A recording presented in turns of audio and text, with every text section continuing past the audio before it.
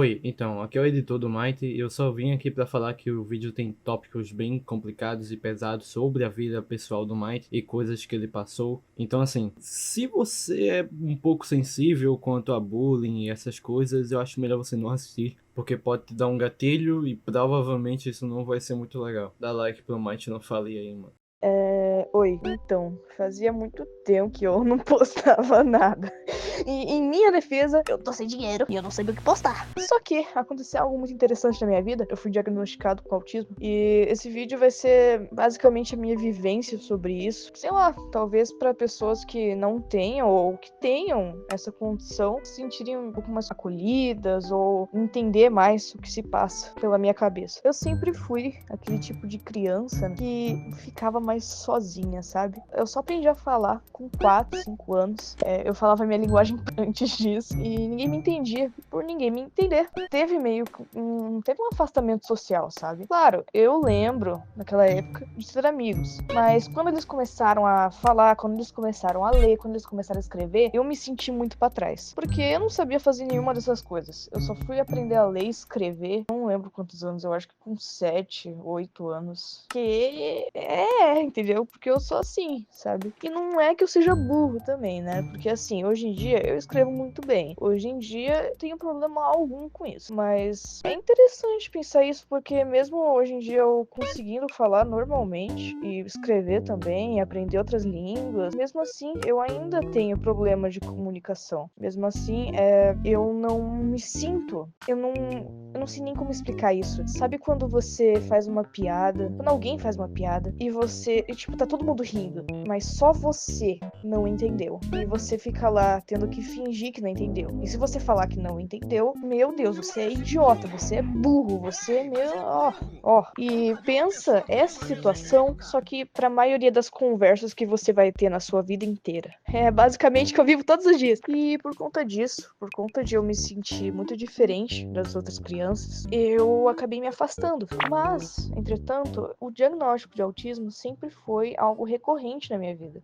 Só que, tipo, eu tinha medo, sabe? Eu tinha muito medo de quando os terapeutas chegavam nessa hipótese, eu trocava de terapeuta. Porque eu tinha medo das pessoas me acharem mais fraco, sabe? E isso é errado, realmente. É errado você achar que um autista é mais fraco por ser autista. Mas, querendo ou não, a realidade é diferente do que é bonito, sabe? Quando você consegue um diagnóstico assim, quando você vive sendo uma pessoa assim, você tá fadado a se fuder, de verdade. Mas, mesmo sempre mal, assim, sempre com essa questão do bullying, tanto no ano passado, quando eu fiz coisas que deixaram as outras pessoas desconfortáveis, não era minha intenção, mas mesmo assim eu fiz. E, claro, você ter algum problema, algum laudo, não faz com que o que você tenha feito seja menos ruim, mas também explica. Não justifica, mas explica. É claro, eu busco ser uma pessoa melhor sempre, mas eu me sinto mal, porque muitas vezes eu faço as pessoas sentirem uma situação desconfortável e eu não percebo isso. Eu não percebo quando eu acho que eu sou uma pessoa muito mais próxima do que eu realmente sou, eu não percebo